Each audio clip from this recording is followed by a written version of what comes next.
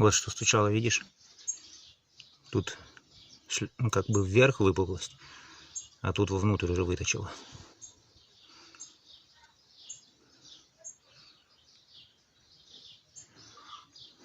Вот как раз оно тут и стучало где-то, где я показываю.